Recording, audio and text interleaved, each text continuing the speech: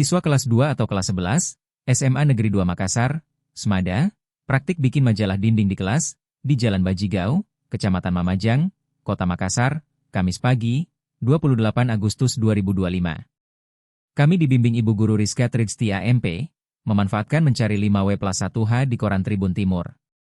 Sambil mendiskusikan isinya Koran Tribun Timur. Kegiatan ini sangat menarik dan menantang.